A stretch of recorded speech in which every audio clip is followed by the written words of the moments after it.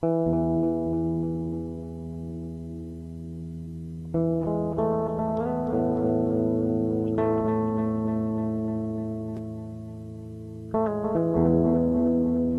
un vasto andar, rodeado de árboles y grandes casas que nos relatan la historia ostentosa y acomodada de un barrio tranquilo por su adinerada naturaleza, se eleva una torre, y con ella su cúpula.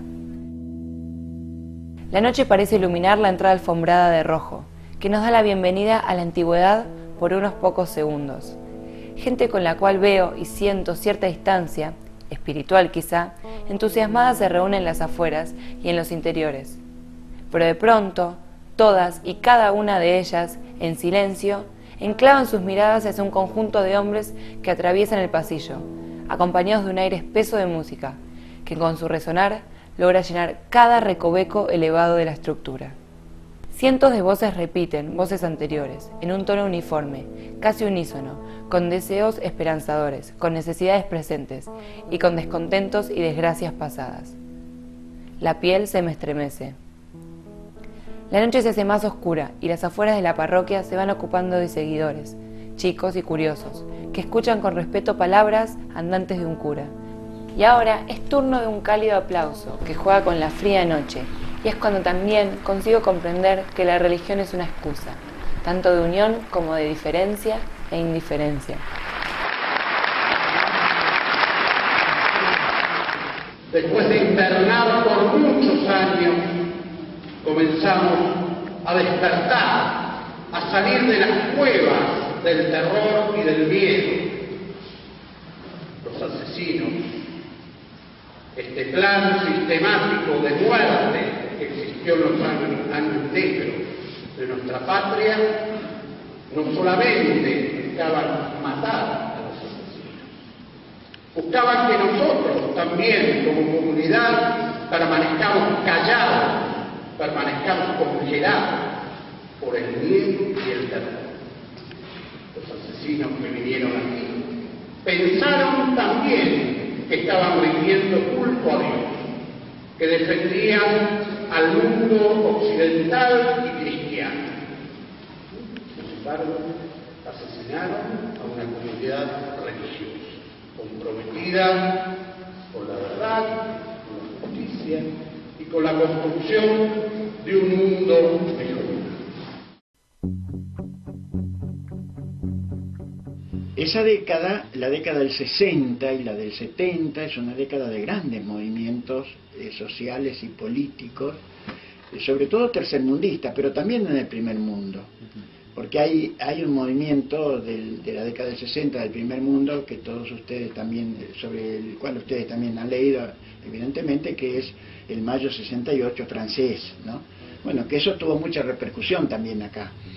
Pero al mismo tiempo, en esa década es la época de la Revolución Argelina, de la lucha de los vietnamitas en contra del Imperio norteamericano, y la primera vez que realmente se triunfa en contra del Imperio es la década de la Revolución Cubana, porque la figura del Che en ese momento era una figura de repercusión muy fuerte entre nosotros, que lo considerábamos desde el cristianismo, quienes éramos cura o éramos creyentes católicos o cristianos, considerábamos al Che como una figura cristiana fundamental.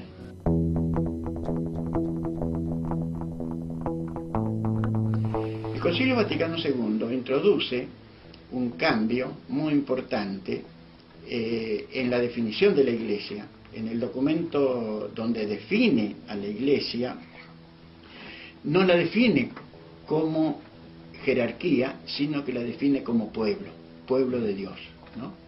Esta definición trae como consecuencia que la rígida jerarquización de la Iglesia queda cuestionada por el mismo documento de la Iglesia.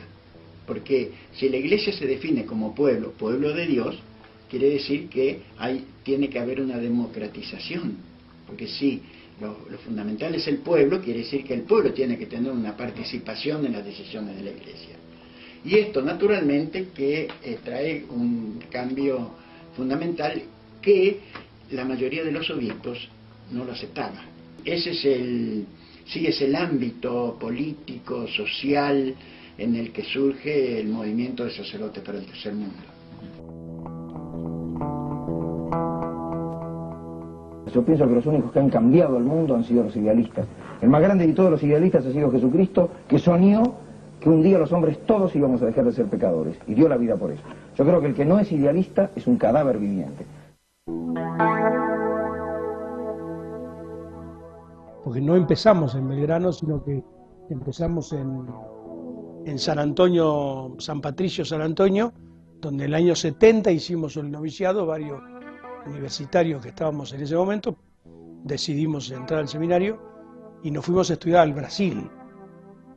En Brasil estudiamos filosofía en la escuela pública, que no era dentro de un seminario, así que imagínate los cambios y los impactos que había. Pero dentro del 72, 73 estaba regresando Perón de vuelta al país y nosotros queríamos insertarnos teológicamente en una reflexión argentina en el país, no estudiar teología afuera. Entonces por eso pedimos venir a Buenos Aires.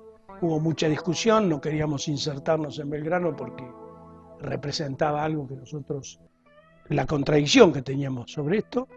No logramos establecer que alquilar una casa mucho más humilde cerca de la universidad y tuvimos que caer en la parroquia. Veníamos con procesos revolucionarios dentro de toda América Latina y hablar de que la pobreza es causada precisamente por una situación de injusticia descolocaba a varias gente que estaba pensando en un orden mucho más natural, si se quiere, ¿eh? Entonces, dentro de esa concepción, nosotros asumimos un poco la trayectoria de esa visión del 68 y creemos que dentro de la congregación de los padres palotinos podíamos aportar un eje de transformación bastante importante. Se perdía el autoritarismo, se ganaba la autoridad, pero se perdía el oportunismo, pero se ganaba la oportunidad de manifestarte de que vos podías realmente ser una persona con una búsqueda teológica, espiritual, distinta a lo que había sido expresado en ese momento.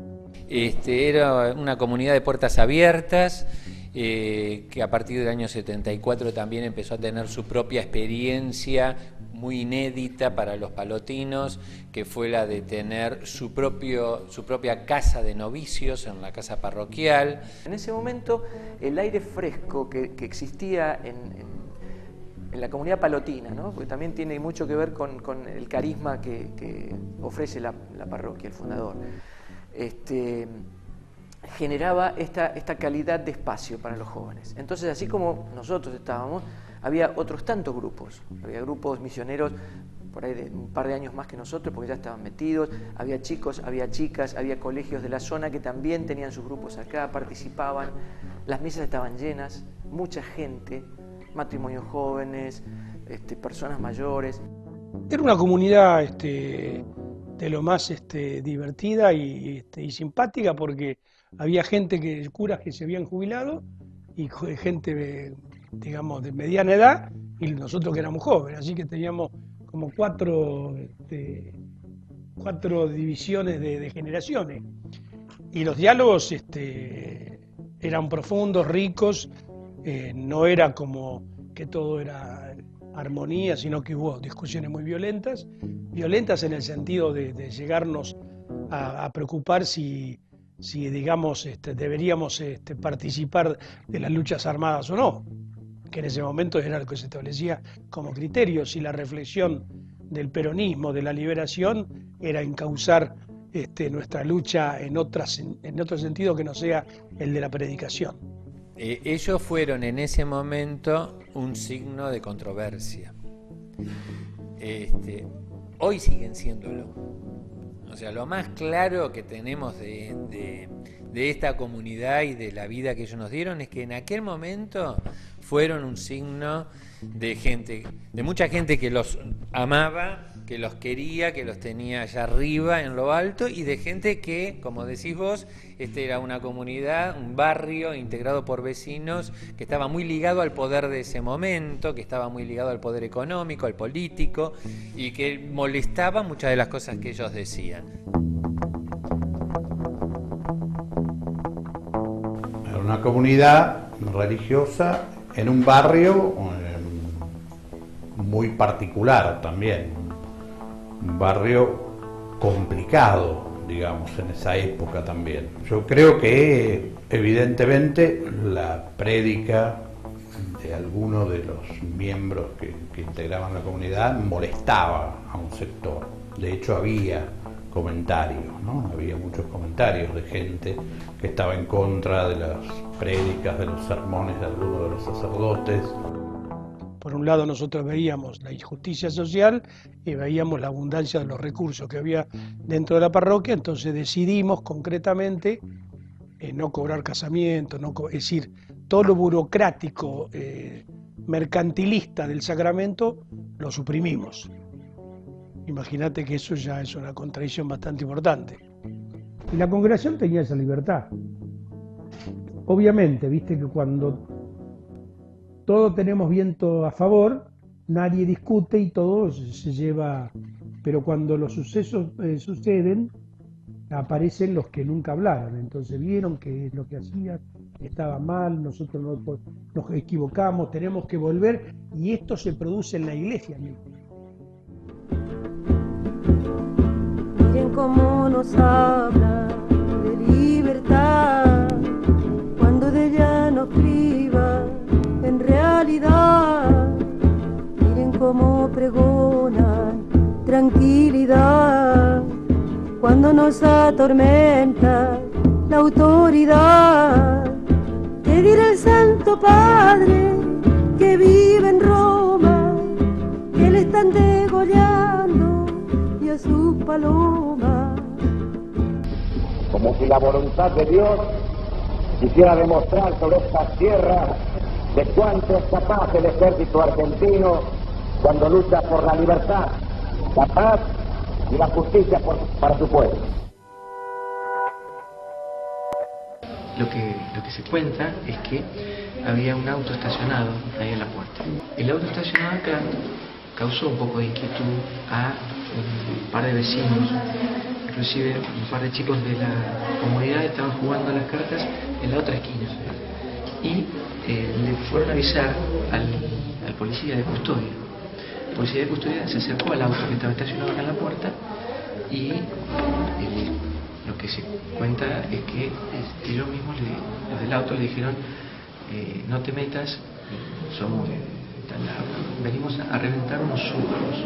Y bueno, después de algunos interrogatorios, de algunos golpes, los masacraron a tiros en la sala esa que estaba allí, que era la sala de, digamos, como un living parroquial. Después del 4 de julio del 76, acá fue, en primer lugar, eso fue un masazo devastador para todos nosotros. La iglesia, yo me acuerdo del 4 de julio particularmente, esa mañana, una mañana de muchísimo frío, la gente se había autoconvocado porque todo había sido rápidamente transmitido telefónicamente o en el puerta a puerta. El primer impacto fue desolador realmente, una comunidad que no entendía nada. Se desbandó todo lo que estábamos ahí, salimos todos, toda conexión que había con ese grupo de locos marxistas, porque en alguna cosa andaban, porque esto es lo que en el barrio se comentaba, que estábamos en algo raro, entonces esto hace que la congregación entre, digo la congregación y digo la iglesia, en una serie de temor y de miedo que produjo, y el miedo produce la parálisis. La culpabilidad de la jerarquía eclesiástica con la dictadura militar es completa, ¿no? Ellos legitimaron a la dictadura militar. De hecho, la anunciaron primero y después la apoyaron. Miren cómo nos hablan del paraíso, cuando nos llueven balas como granizo. ¿Qué dirá el Santo Padre que vive en Roma, que le están degollando y a sus palomas?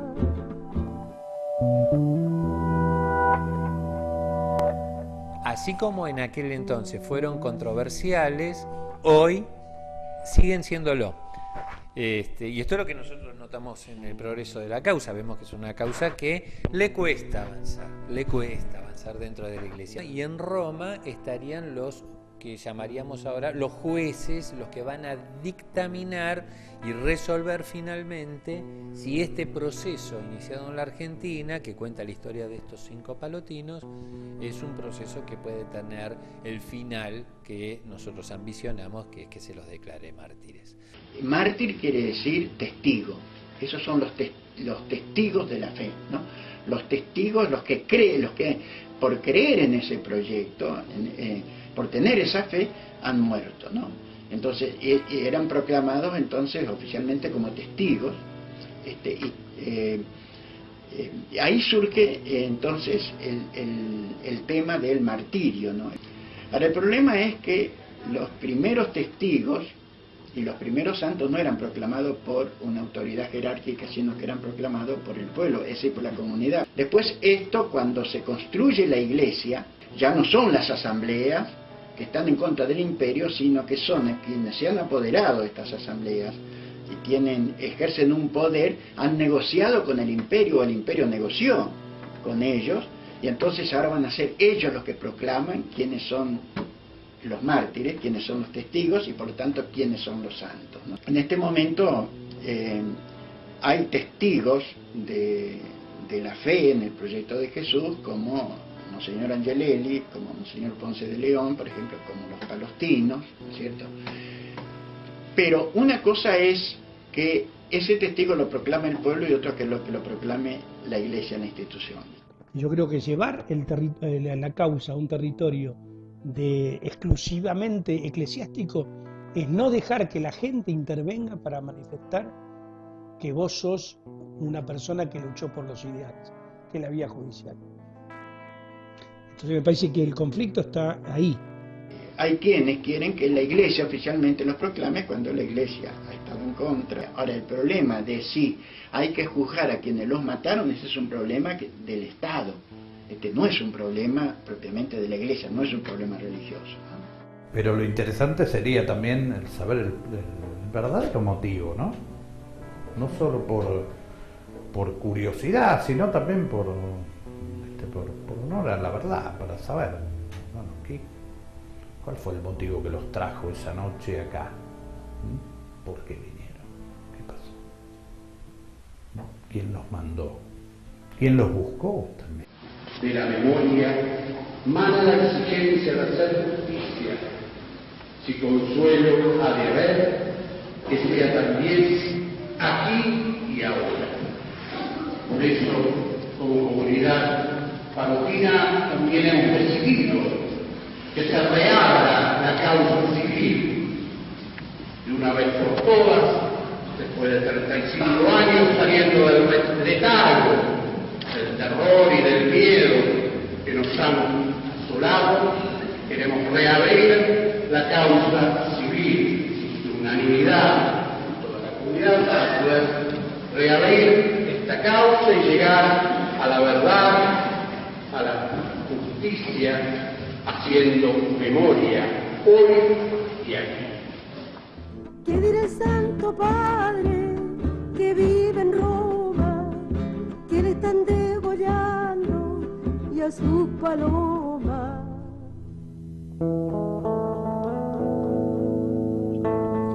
¿Qué es lo que va a pasar de aquí en adelante?